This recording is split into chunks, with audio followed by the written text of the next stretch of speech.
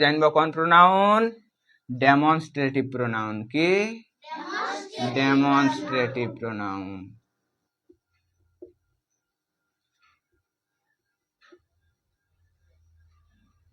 তাহলে demonstrative pronoun আছে আমাদের চারটা। কটা আছে?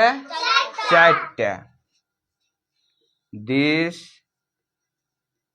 দ্যাট, দিজ আর দোজ। এই যে চারটা ডেমনস্ট্রেটিভ প্রোনাউন গুলা আছে, কি কি? This, that, these, those. এই প্রোনাউন গুলা আমরা কথা বসাবো সেটা আমাদেরকে জানতে হবে। তো এই দিস, দ্যাট, দিজ, দোজের মধ্যে তার আগে আমরা করার আগে একটা জিনিস আমাদেরকে জানতে হবে। এই যে দিস আছে না, এটা হচ্ছে সিঙ্গুলার। কি বলে? সিঙ্গুলার, মানে একটা জিনিসকে বুঝাবে। দ্যাটটা বলে সিঙ্গুলার, এটাও একটা জিনিসকে বুঝাবে। কি? একটা জিনিসকে বুঝাবে। আর এই দিজ আর দোজ এই দুটা কি বটে? প্লুরাল বটে। কি বটে? প্লুরাল।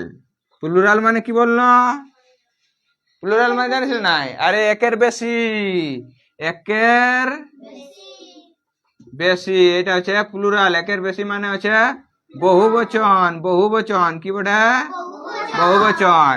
আর এই যে সিঙ্গুলার, সিঙ্গুলার মানে হচ্ছে এক বচন, মানে একটা জিনিসকে বুঝাবে। কি বুঝাবে? একটা জিনিসকে। এইবার আমরা